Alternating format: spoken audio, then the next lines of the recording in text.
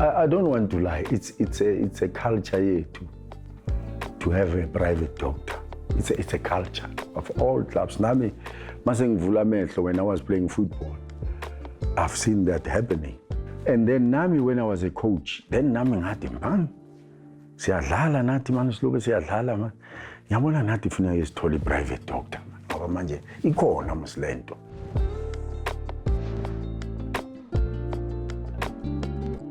Relax and enjoy this episode with Dr. Ramathesele. I qualified with an MBCHB medicine degree from the University of Natal as far back as 1985, after which I studied sports medicine. First started off at the University of Pretoria, interestingly, and I later shifted to the University of Cape Town, where I completed a Master of Philosophy degree in sports medicine. I come from a family headed by a certain Brasai Ramathesele, who was a Bresa at the time, of Everton Black Angels in the farm.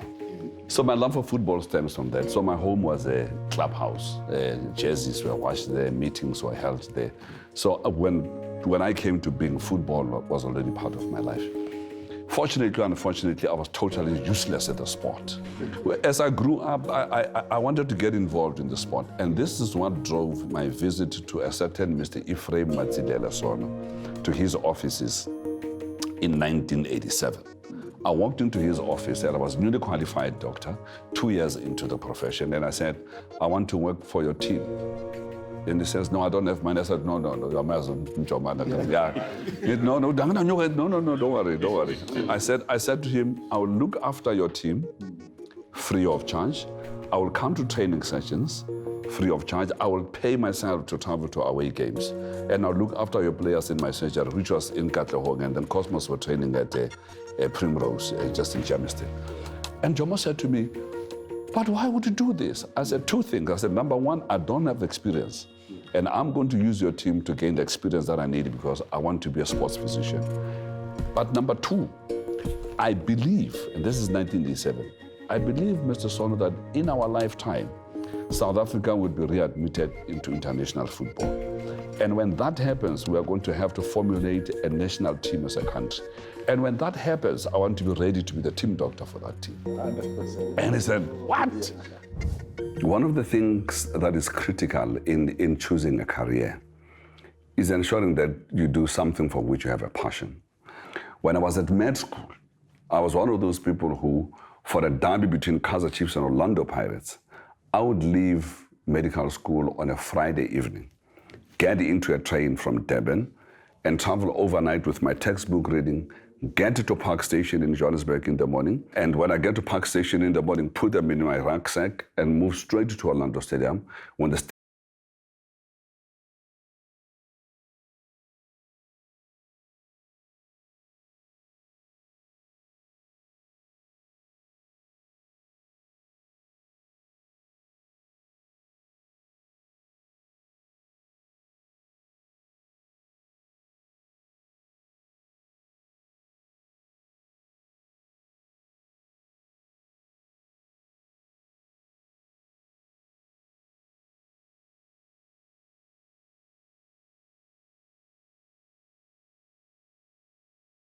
available not because you make an effort, but because it is natural, because you have a passion for the game. And I always advise aspiring sports physicians, get involved in sports, but choose a sport that you have passion for, because when you do that, you don't have to wake up and do a job. Every day you wake up to do something that you love and something that you enjoy. And when you have a personal interest in the players, they begin to confide in you. And then out of the whole members of the technical team, you actually become the one who's closest to the players, who can even deal with their personal affairs.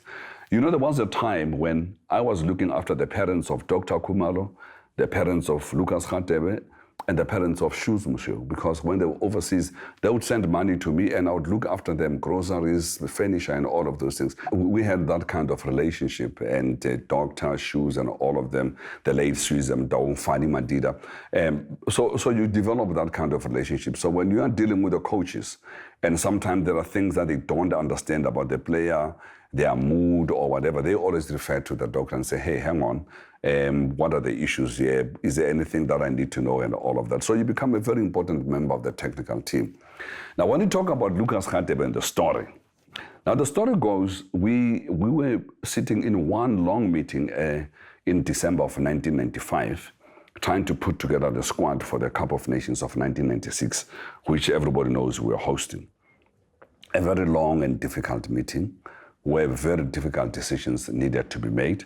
A meeting in which we had, for the first time, to drop the two Steves, Steve Crowley and Steve Gompela, because they didn't fit into the plans of the coaching team at the moment, and their form was very, very, very erratic. But a very difficult decision to make, given the character and the quality of those players.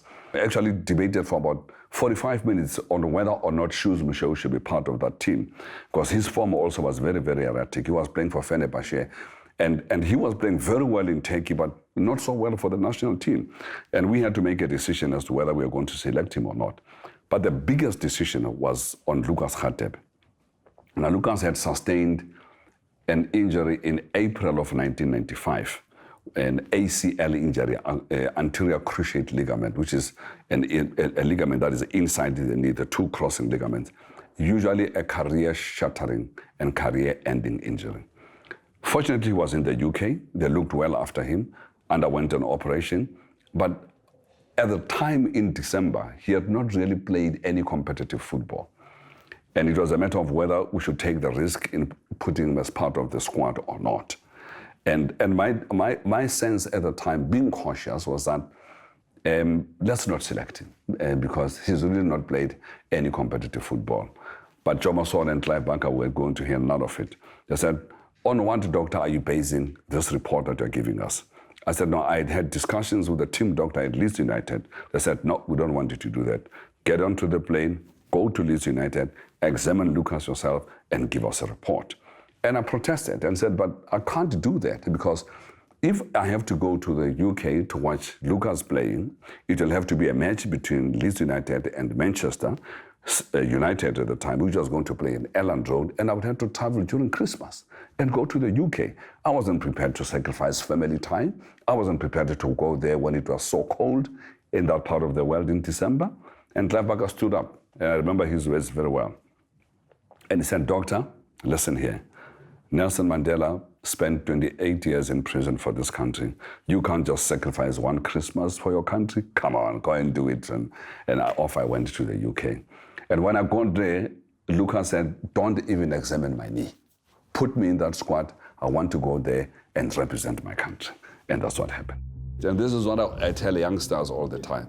Don't wait, make the sacrifice. I made the sacrifice, I paid, I treated the players free of charge, and I had a very good relationship. All of these guys, they found me at Cosmos. And today I have all of these relationships because I've been in the sport for that length of time. Well, talk about making sacrifices for your ultimate goal. Something that I tell lots of youngsters these days, and something that I have lived. It is always important to have a vision, because when you have a vision, you can map out exactly where you want to be in the future. And the difference between a dream and a vision is that in a vision, you actually live that dream, you know, and see yourself.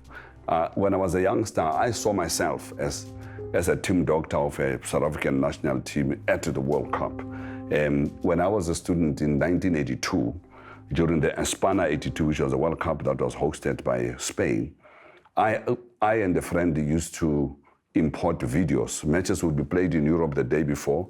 Somebody would then post them for us. They would arrive at Louis Botha Airport in Durban, would pick them up and watch them the day after the match. And that's how we followed the tournament, because as South Africa, were banned from international sport and we were not receiving such.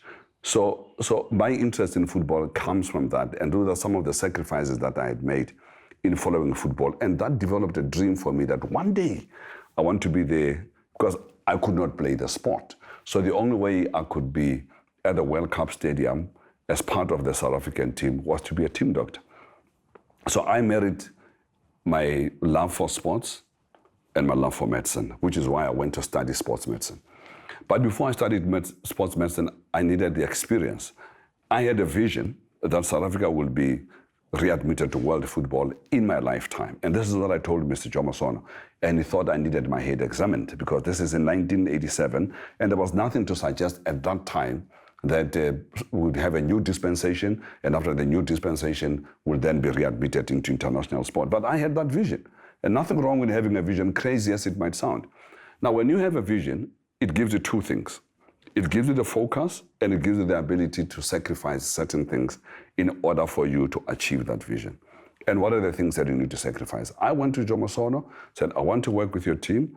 I need the experience which I don't have. I'm prepared to work for your team free of charge. Now, there are many things that we can wish for as a young star, but there are very few that you'll achieve if you don't make such sacrifices. And I made them. And eventually when the opportunity came, and I applied. I actually applied. People think I was employed on Bracades Cup. No. I actually wrote a letter to SAFA and applied and sent my CV and my picture to the office of Mr. Stix Morewa, to which he did not respond for about 6 weeks. And on week number 7, I went and camped outside his office and demanded a response to my letter. And I think in resignation said, no, come for an interview. Then I came for an interview. And I was interviewed not only by Stix Morewa, but by the whole SAFA executive committee. Danny Jordani was still a young man with a lot of beard at the time. Vincent Barakis, Mulifi Oliphant, Oba King, Mulantili, all of them were there. And they interviewed me. And finally they said, but okay, young man, we have seen your presentation. We are happy with your knowledge of the sport. We are happy with your knowledge of medicine. We think you can do a job, but you don't have the experience. And I said, no, I do have experience. I may be a team doctor for a team that is not recognizable, but I've been working at Cosmos for 4 years. I said, no, you wait. And somebody, I think it was Mr. Khaled Passmore, bless his soul, he said, no, Yamaz Dumfana, we talked to Cosmos. And that's how I got the job. Look, I offered Cosmos my services in the following fashion. I had a practice in Katlehong, and Cosmos were training at Primrose Park, which is down the road in Germiston. So when I knocked off and attended training sessions, it wasn't an effort for me because it was within my hood. The second thing also was that I treated the players at my practice, in between. And Cosmos matches at the time were played at Foslora Stadium. And I lived within the area. So it wasn't really much of an effort. But like I said, if you love the sport, if you follow the game, it is easy. And I just enjoyed what Roy Matthews and Jomasono used to do, unearthing new and raw talent every year and polishing it, to be South African superstars. You talk about Khasonde Vilakazi, Eric September, Phil Masinga, Shakes Kwabini, and all of those players that developed just in...